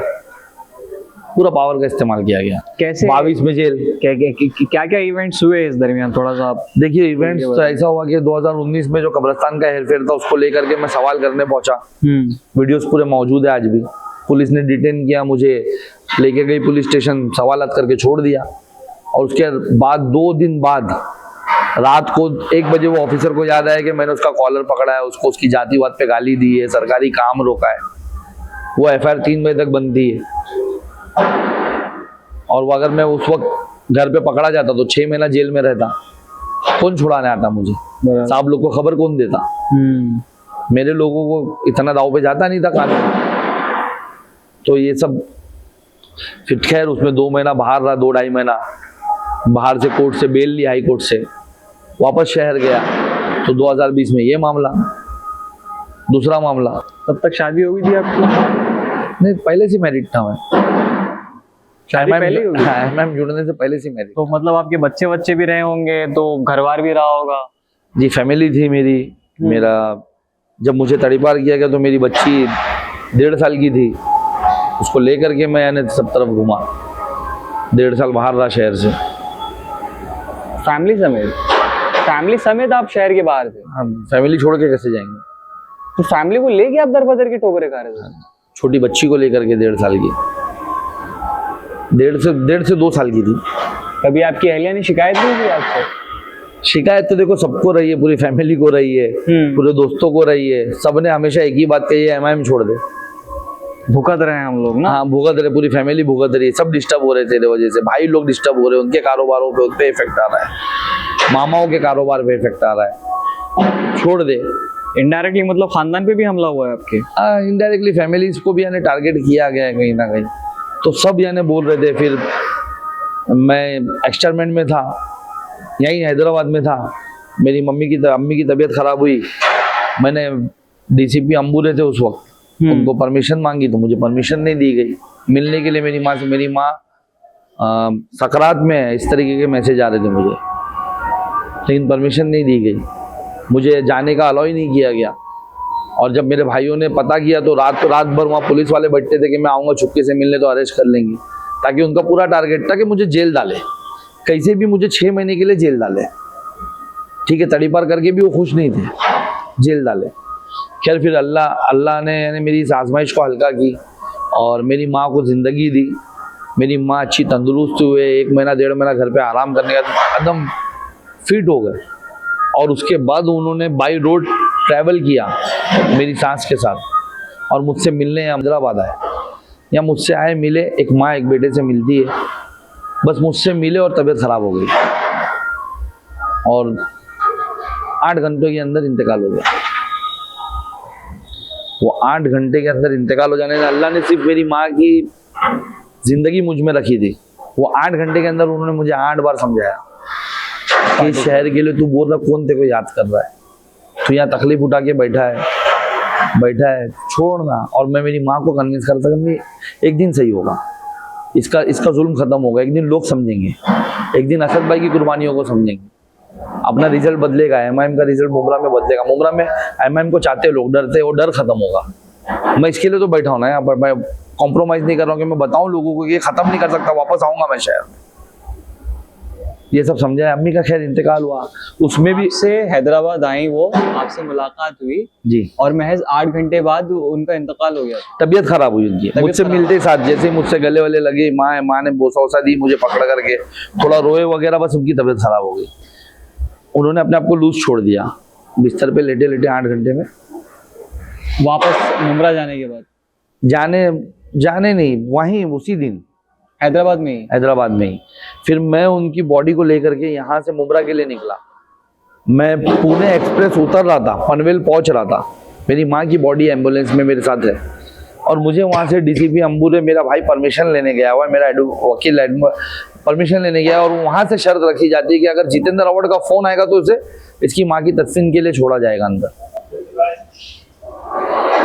वहां पर भी मुझ पे शर्त रखी गई कि जितेंद्र अवार्ड अगर मंजूरी देंगे तो ही आप अगर जितेंद्र अवार्ड हमको फोन करके बोलेगा तो इसका मतलब है कि सैफ जितेंद्र अवार्ड को फोन करे, कॉम्प्रोमाइज करे, माफी मांगे या उसके साथ जुड़ने की बात करे, कुछ सौदा करे, तो वो पुलिस वालों को फोन करेंगे इसको अलाउ करो करके। तो मतलब आपका जो इमोशनल ट्रॉमा था उसका फायदा उठाने की भी कोशिश। सबसे गंदा पार्ट था मेरी जिंदगी का, सबसे, मुझे ऐसा लगता है सबसे घटिया पॉलिटिक्स जो मैंने मेरी पूरी यानी जर्नी के दौरान देखी है, जिंदगी में देखी है, किसी और ने देखी होगी, ये सबसे घटिया पॉलिटिक्स थी। आपने क्या फैसला किया उसमें? पठान कैसे फैसले लेता है, मैंने आज भी याद है एम्बुलेंस में बैठे बैठे ऐसा उंगली उठाई, मला या अल्लाह, आज तक मैं इसके आगे झुका नहीं। इस सिचुएशन में मुझे मत झुका कि मेरी माँ की बॉडी लेकर के मैं मुमरा नहीं जा पाऊंगा। पुलिस वाले कह रहे कि बॉडी भेज दो, उसको बोलो वापस चले जाए हैदराबाद, या तो फिर फोन आना चाहिए। मैंने मेरे छोटे भाई को कहा कि एक काम कर, फोन दे। मैंने उठा के अल्लाह से मदद मांगी कि तू मेरी मदद कर, मेरे को झुका मत उसके आगे। क्या पता मुझे क्या हुआ, आज भी नहीं जानता। मैंने मेरे छोटे भाई को फोन लगाया, बोला जा डीसीपी साहब के सामने स्पीकर चालू कर, और जितने अच्छे अल्फाज में इस्तेमाल कर सकता था मैंने किया। मैंने कहा कि हड्डी अगर पकड़े हो ना मुंह में तो उससे मेरे को फर्क नहीं पड़ता है, वो मेरा बाप नहीं लगता है, तेरा बाप लगता होगा कि वो फोन करेगा तो मैं जाऊंगा। मैं मुमरा आ रहा हूँ, अरेस्ट ही करोगे ना मुझे, और क्या कर सकते हो, या उसकी हड्डी ज्यादा बड़ी होगी तो गोली मारोगे।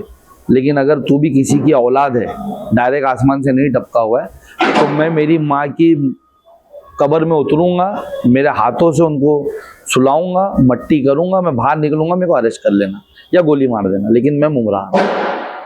डीसीपी के दफ्तर के बाहर स्पीकर में अंदर मैंने उस पे स्पीकर पे जो भी बोल सकता था, जितने भी मैं जब गया, फिर उसके बाद परमिशन दी गई मुझे 3 दिन की। जब वो डर गए कि ये तो पागल है, आ ही रहा है, मुमरा भी शहर कहीं ना कहीं साथ देगा, उनका ऐसा सोचना हो सकता है, तो डर के मारे मुझे परमिशन दे दी गई 3 दिन की।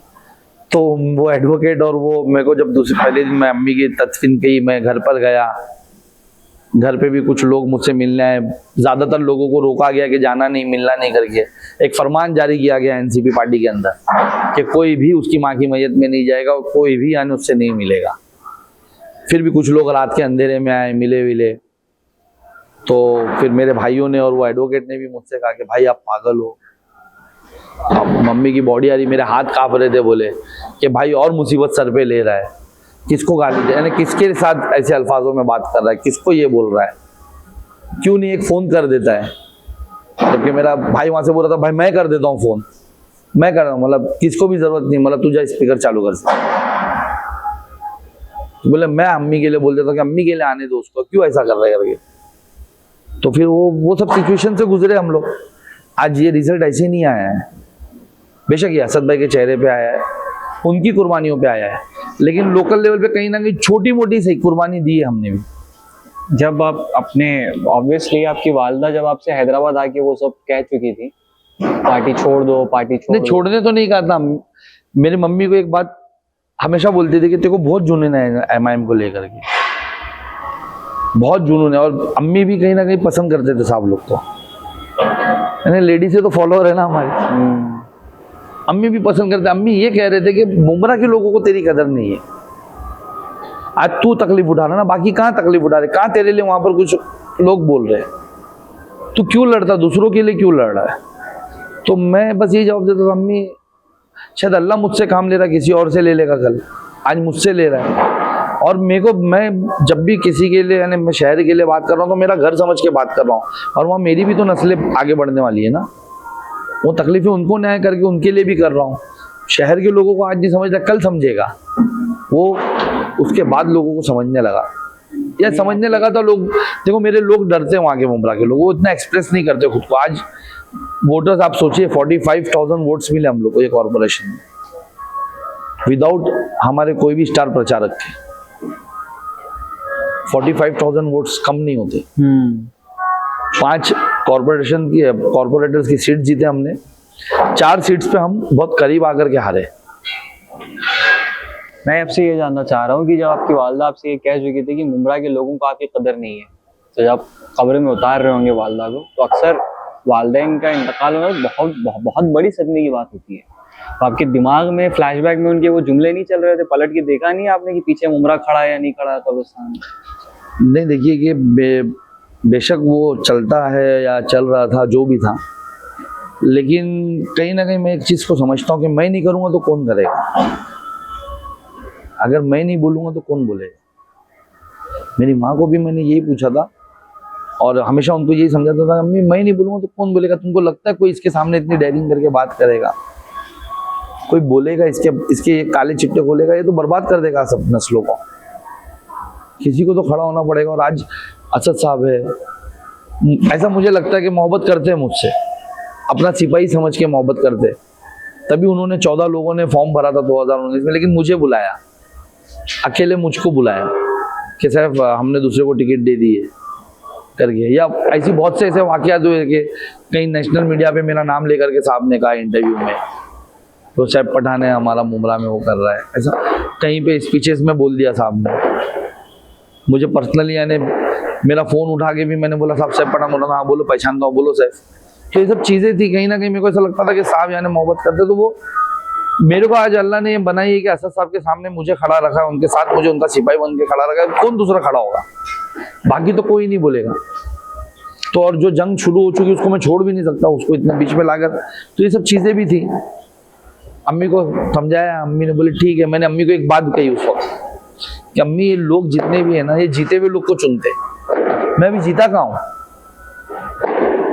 देखो जितने तो सब मेरे पीछे आएंगे, सब अभी डरे हुए, सब जब नहीं चाहते हुए भी पीछे खड़े, ये सब एक दिन मेरे पीछे आएंगे जिस दिन मैं जीत जाऊंगा। और आज यकीन मानो जब मैं कॉर्पोरेशन जीता, आज जब मैं निकलता हूँ मुमरा में, जो एमआईएम की तादाद बढ़ रही है, उसमें पार्टी ज्वाइन करने वाले लोग जितने आ रहे हैं, भी नए नए लोग, काफी लोग ने ज्वाइन किया ये 15 दिन 20 दिन के अंदर, और अच्छे चेहरों ने ज्वाइन किया। तो जो मैं मेरी माँ को कह रहा था ना, वो बातें मुझे उस वक्त रिमाइंड होती कि हाँ देखो अब मैं जीता, अब लोग जुड़ रहे हैं मुझसे, वालदा के जुमले याद आए, जुड़ रहे हैं मुझसे, उस वक्त याद आता है। कभी लगा नहीं, रिग्रेट नहीं हुआ कि अगर वो होती, ये सब देखती तो शायद उनके ख्यालात बदल? क्यों नहीं होता, मैं इलेक्शन वाले दिन भी, रिजल्ट वाले दिन भी, उसके बाद भी उनकी कवर पे गया, उनसे यानी बातें की, उनसे दुआ की उनके लिए, उसके बाद बातें की कि देखो ये वक्त है,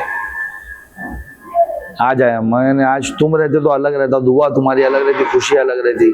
वालिद के उस पे गया, वालिद जैसे ससरे थे मेरे, जिन्होंने, उनका बैकग्राउंड था पॉलिटिकल, और वो 2012 में एक बाई इलेक्शन भी कंटेस्ट करे थे, पतंग के निशान पे, वो अशरफी भाई ने अकबर भाई से बात करवा करके, मैं इसके लिए लोगों को कहता हूँ कि मैं 2012 से जुड़ा हूँ, कि हमने अकबर साहब से बात की थी कि हम आपकी पार्टी से लड़ना चाहते हैं यहाँ पर, लेकिन उस वक्त परमिशन वगैरह नहीं हो पाई, साहब को नहीं आने, यानी परमिशन नहीं हो पाई, साहब एक सीट के लिए साहब नहीं आए कैंपेनिंग। लेकिन हम पतंग के निशान पे लड़े, लोगों को बता के लड़े कि हम एमएम से आजाद उम्मीदवार थे, 800 वोट लिए थे उन्होंने। कहा जा सकता है कि महाराष्ट्र में पहला चुनाव आपके घर से लड़ा गया है।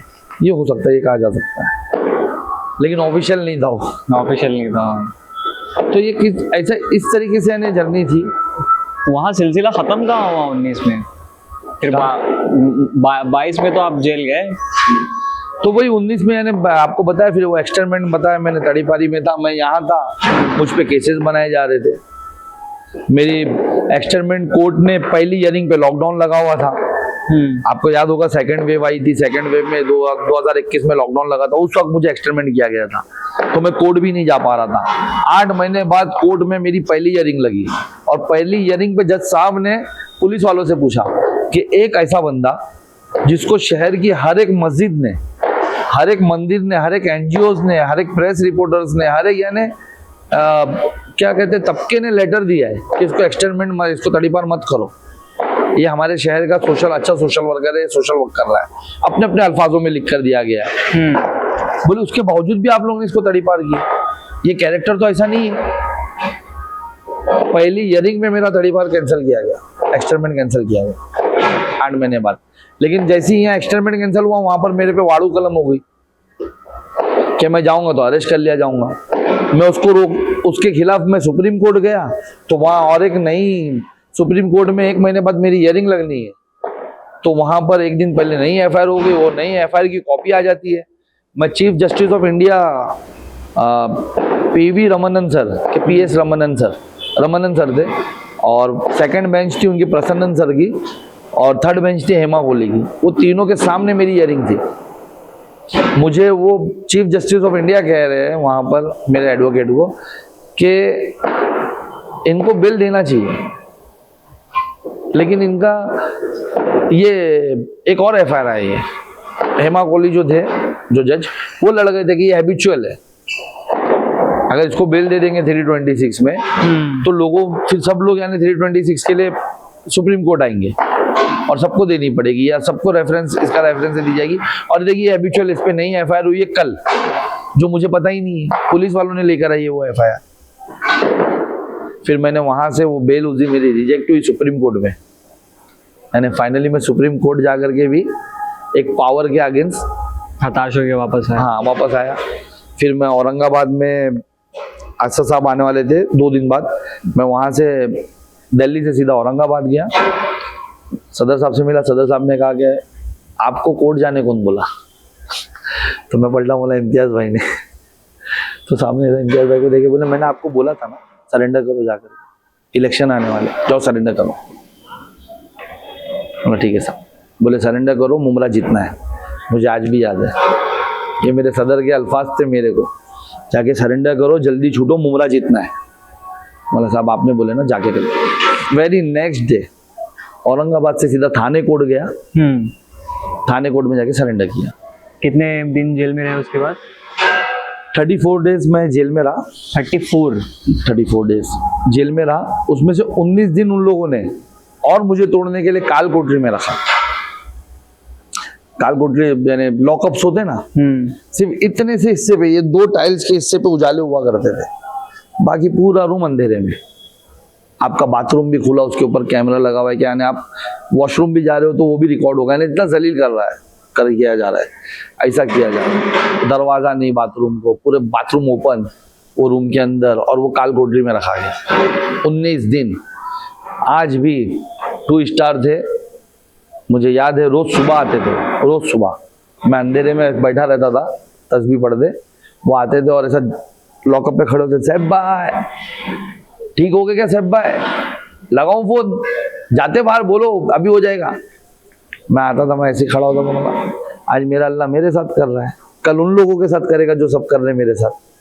कोई जरूरत नहीं किसको कॉल लगाने की, मैं झेल लूंगा। 19 दिन काल कोठरी में रखे मुझे। 19 दिन बाद मैंने, जब मैं भी एक इंसान हूँ, 19 दिन तक वो अंधेरा झेला, सब जरा 19 दिन बाद मैंने, वो जब आए तो मैंने कहा मुझे बुक और पेन दीजिए। बोले क्यों चाहिए? मला आत्मकथा लिखूंगा अंदर मेरी गांधी जी की तरह। मला लो बुक और पेन दो, मेरे को भूख हड़ताल पे जाना है, सीनियर साहब को लेटर लिख कर दे रहा हूँ। बोले क्यों भूख हड़ताल पे जा रहे हैं? मतलब फिर मुझे चौथे दिन जज साहब ने जेल भेजो करके ऑर्डर किया। आप मुझे 19वां दिन है, मुझे यहीं रखे हुए, जेल क्यों नहीं भेज रहा आप? क्यों टॉर्चर कर रहे हो मुझे? तब जब मैंने थोड़ा धमाल किया वहां, मैं भूख हड़ताल करूंगा, तब उन लोगों ने मुझे जेल भेजा। और जेल में फिर नया टॉर्चर शुरू हुआ कि हर एक कैदी को वहां पैसे आते थे। मेरे भाई ने भी मुझे पैसे लगाए 2 बार। पैसे मुझ तक नहीं आए कि मैं कुछ खरीद सकूं। मैं चप्पल नहीं खरीद पा रहा था, मेरी चप्पल वप्पल जो भी था सब जेल के एंट्रेंस पे निकाल दी गई जबरदस्ती। नंगे पांव मुझे घुमाए। बाकी कैदियों को इतना इन्फ्लुएंस था इस एमएलए का कि बाकी कैदियों को मैं देखता था वहां पर कि सुबह 7 बजे जब वो छुट्टे तो 11 बजे तक खुले रहते, फिर उसके बाद 11 बजे बंद किए जाते, 5 फिर 4 शायद 4 या 5 बजे छुट्टी की, दोपहर में अंदाजे लगा सकते थे शाम को, फिर वो 2-3 घंटा ओपन रहते। लेकिन मैं अकेला थाने जेल के अंदर अकेला वो था कि जो सुबह 7 बजे फ्रेश होने के लिए ओपन किया जाता था और 8 बजे से पहले मुझे लॉकअप में वापस आना होता तो लॉकअप बंद कर दिया जाता था। यानी 23 घंटा मुझे बंद रखते थे वहां पर। तो उस तरीके का वो लोगों ने कॉन्स्पिरेसी, टॉर्चर ये सब किया है मेरे साथ। लेकिन मेरे अल्लाह का शुक्र कि वो आजमाइश के दिन गुजरे। आज मैं कॉर्पोरेटर हूँ, मेरे साथ 4 और लोग हैं और उम्मीद है कि आने वाले वक्त में इंशाल्लाह ताला अगर सदर साहब ने मौका दिया तो एमएलए भी बनूंगा या जो भी होगा आगे अच्छा ही होगा पार्टी से। आगे का एमएलए अभी भी वही है जी जो आप बयान कर चुके हैं टाइमलाइन जिस तरह से। आगे आपको अंदेशा है कि आगे और भी कुछ खराब हो सकता है? क्योंकि जब कोई बहुत ज्यादा ताकत के साथ उभर रहा हो तो उसको दबाने के लिए भी फिर उतनी ताकत लगाई जाती है। उतनी ताकत बची कहाँ, हमने छोड़ी कहाँ, बची नहीं है। देखिए ताकत सरकार में नहीं है, मिनिस्ट्री नहीं है। पहले ऐसा माना जाता था कि भाई 21 सीट मुमरा से, कलवा से यानी 10-12 सीट 16 सीट। जब यूनाइटेड थी एनसीपी तब बहुत पावरफुल थे। तो वो सब खत्म हो चुका है। आज कलवा से एक सीट है, मुमरा से 10 ही सीट बची है। पार्टी पूरी तरीके से टूट चुकी है, उम्र भी ज्यादा हो गई है, झुक कर चल रहे। कभी कभार तो लगता है कि बाई इलेक्शन ना हो जाए। ये लाइटर मूवमेंट में सदर साहब से सीखे, लाइटर मूवमेंट में भी आना चाहिए। साहब फिल्में देखते हैं आप? जी बिल्कुल। आपका एकदम वो कैरेक्टर भी है वास्तव का संजय दत्त है। वो चीजें हैं। एक गेम खेला है आपने डमशराज? जी डमशराज खेला है आपने कभी? हाँ खेला है कभी। वो जो फिल्मों के नाम गेस करने होते हैं, तो वही वाला मामला है। मेरे पास 10 फिल्मों के नाम है, 5 आपके पास, 5 मेरे पास। जी मैं आपको फिल्म का नाम दिखाऊंगा तो आपको मुझे गेस करवाना है, फिर आप दिखाएंगे तो मैं आपको गेस करवाऊंगा। ये खेलना जरूरी है? हाँ जरूरी है। जो सही गेस करवाएगा जी उसको मिलेगा पॉइंट। सही गेस करने का तो वो करवाने का है हुनर, जो भी है।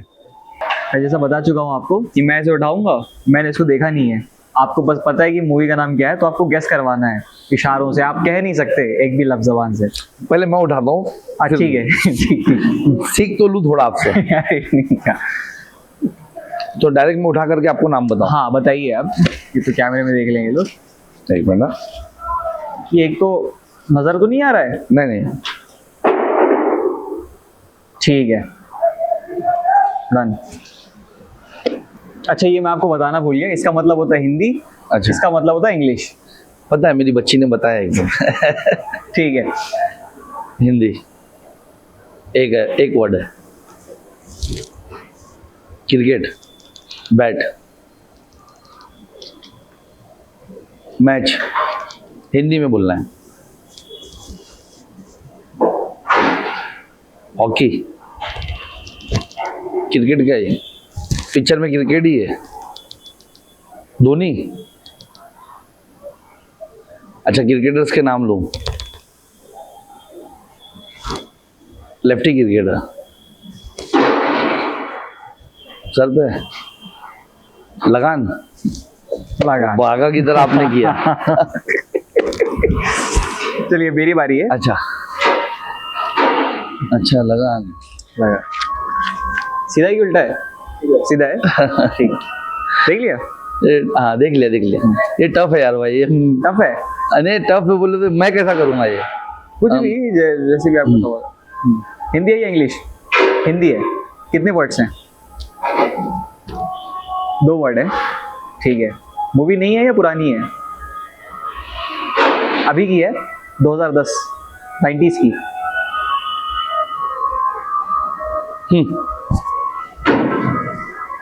शाहरुख खान है हाँ मूवी में। बेवड़ा है उसमें वो, देवदास। अच्छा तो खेल रहे हैं आप, जबरदस्त। लेकिन मेरे को पता है मैं क्या क्या कर रहा था, वो समझ में नहीं आया। एक गैसी तो करवा रहा है उससे, हाँ। कैसे पकड़ ले आदमी। अब आपकी बारी है, अब आप दिखाएंगे वो। हाँ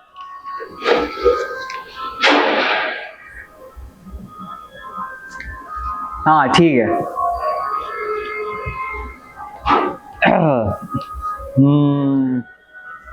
एक ही वर्ड हिंदी च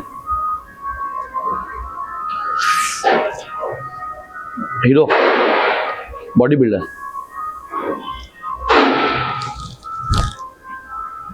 मार देता है, हीरो मार देता है।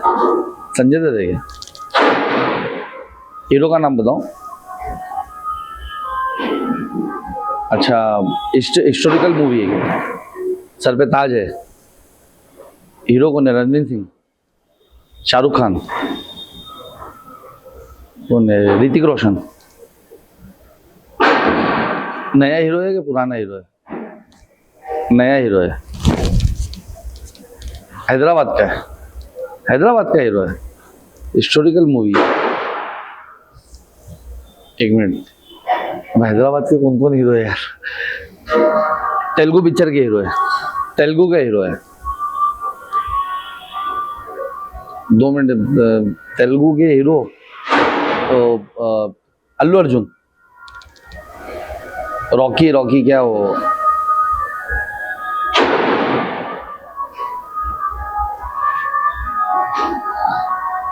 पिक्चर नवी है जूनी है? अभी की है, हिस्टोरिकल मूवी है। बाहुबली। हाँ सॉरी प्रभास। प्रभास। मैं वो और बेहतर क्या बता सकते थे इसका? हाँ वो भी उठा लेते तो मैं बता देता यार। बाहुबली। My fault. अभी मेरी बारी है या उल्टा है? अच्छा ठीक, तुम्हारे लिए आसान होगा, मैं फंस गया। कुछ ही ले गए। हाँ कितने वर्ड्स हैं? हिंदी है, 3 वर्ड्स हैं, बहुत पुरानी है, 90s की। शाहरुख खान है, सलमान खान, आमिर खान, सलमान खान। बाल नहीं है हीरो के।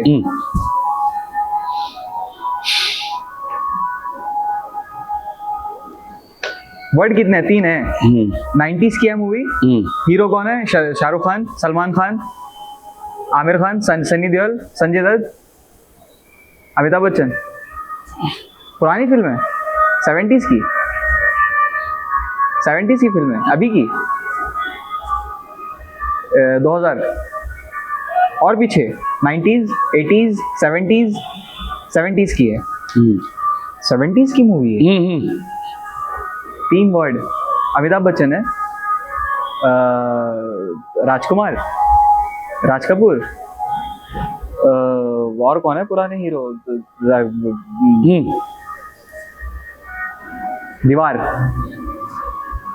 दीवार के पीछे ईंट।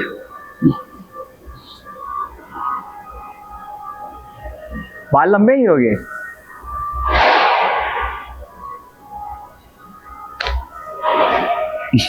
इतना मुश्किल। 3 शब्द है ना मूवी, और 70s की मूवी है। दीवार है,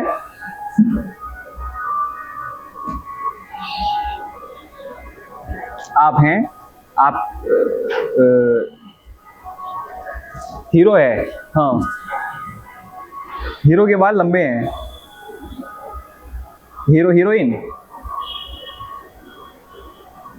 हीरोइन बड़ी हो जाती है। हीरोइन, अच्छा मुगले आजम। दीवार पे चुनवा दिया। भाई क्या काम पे लगा। अब मेरी बारी। हाँ आपकी बारी। दो पे बस नहीं हो सकता। नहीं अच्छा तो लग रहा है वैसे। हाँ ठीक है, समझ गया मैं समझ गया।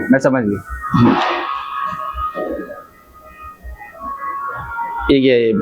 कभी की पिक्चर है, अभी की है, हिंदी है, एक ही वर्ड है, सनी देओल।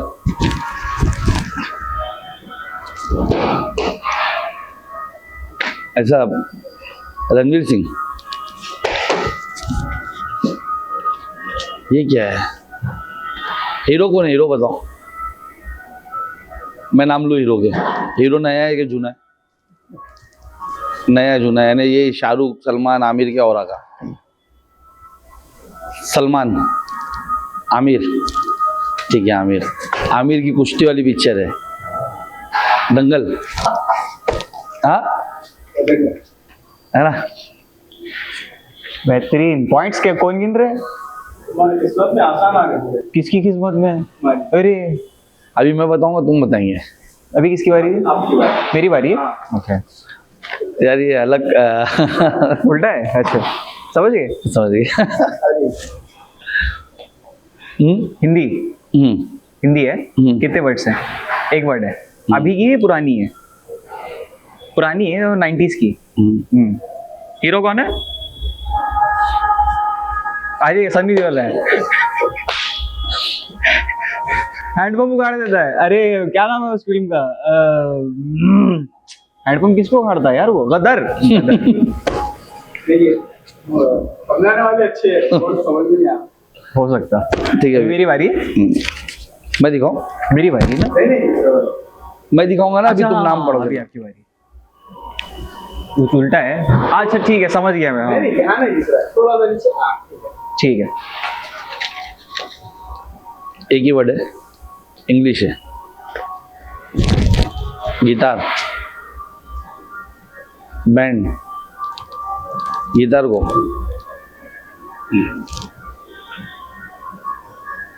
गाने का है, गिटार को उसको अलग क्या बोलते हैं?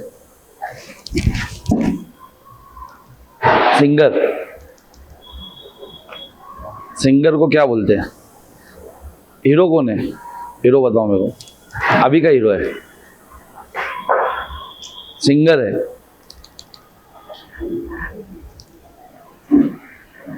हीरो का नाम बताओ। अभी का हीरो है रणवीर सिंह, शाहिद कपूर, रणबीर है, गाना गाता है पिक्चर में, रॉकस्टार। पकड़ लिए। अभी किसकी बारी है? अभी आप बता रहे हैं। मेरी बारी है। लास्ट का 2 बच्चे और। उल्टा है। हाँ चलो ठीक है। ठीक है। कितने वर्ड्स हैं? हिंदी है, एक वर्ड है, पुरानी फिल्म है, 90s की, 70s की है। ओके। हीरो 3 है। दूसरा हीरो संजय दत्त, सनी देओल, धर्मेंद्र, शोले। अभी तो हाथ काटना बाकी था पहले। ठीक है, अभी आपकी बारी है।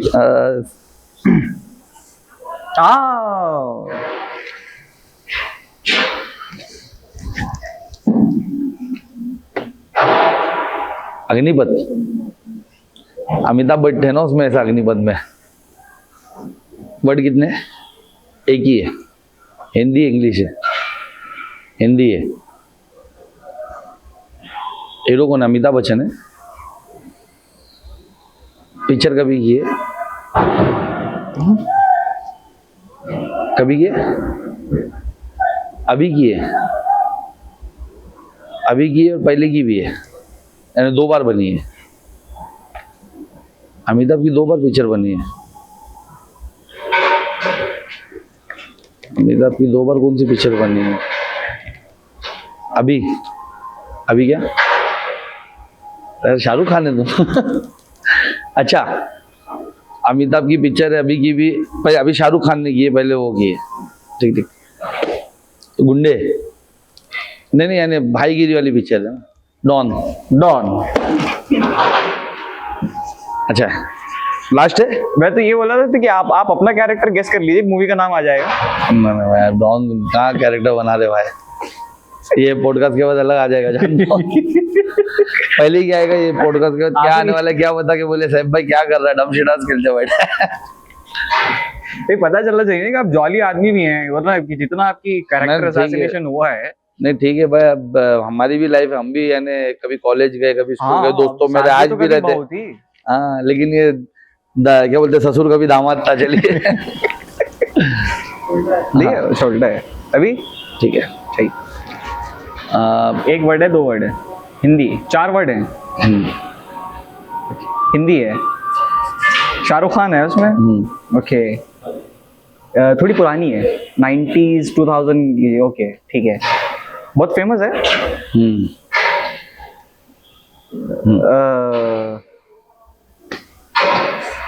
हीरोइन के बाल लंबे हैं। अच्छा काजल, अच्छा हीरोइन काजल है, ठीक है। और वो तो बहुत सारी फिल्में की है उसने शाहरुख। विलन कौन है उसमें? दिल जले, पहला वर्ड। अच्छा दिल दिल वाले दुल्हनिया ले जाएंगे। हो गया ना। खत्म। कौन जीता?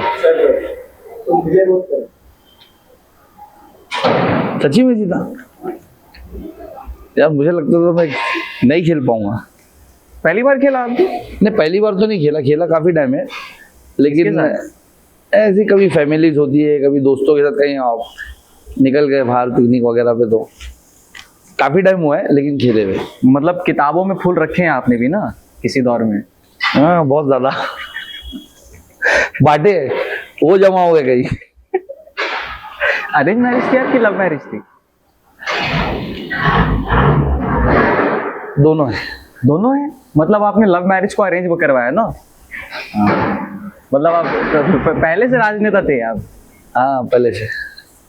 चलिए अच्छा है। आखिर में सैफ साहब कोई एक मैसेज आप जो नौजवान पीढ़ी को या पूरे जो लोग आपको सुन रहे हैं भी, क्या पैगाम? देखिए मैं यही कहना चाहूंगा ना कि जैसा कि हमारे, ऐसा नहीं कि मैं इधर बैठा हूँ, मैं ये मैसेज वाकई में असद साहब से सीखा है मैंने, इसलिए दे रहा हूँ कि वाकई में हम लोगों को पॉलिटिक्स में आना पड़ेगा। जो दौर अभी चल रहा है, अगर हमारी नस्लें आज भी यानी समझे नहीं इस बात को या आगे ना बढ़े पॉलिटिक्स में, तो आने वाली नस्लों को बहुत तकलीफ उठानी पड़ेगी। जो हमारे बुजुर्गों ने किया, जैसे मैंने कहा कि मेरे फोरफादर में कोई पॉलिटिक्स में नहीं थे, इस वजह से शायद मैं आज तकलीफ उठा रहा हूँ।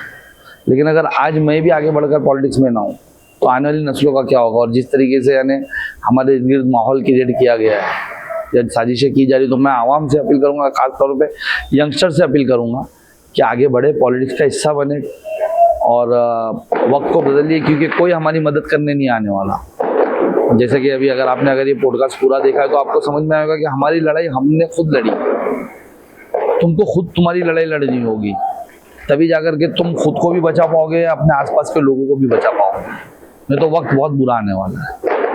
एक यही मैसेज है कि आगे बढ़े, पॉलिटिक्स का हिस्सा बने, और कोई भी गलत चीज़ को देख करके, जैसा मेरा शहर कभी लोगों में एक डर था, बात करने से डरते थे, अपनी यानी चीज़ों पे आगे आने डरते थे, वैसा ना करके बेबाक होकर के हम मुस्लिम हैं और मुसलमान कौम किसी से नहीं डरती।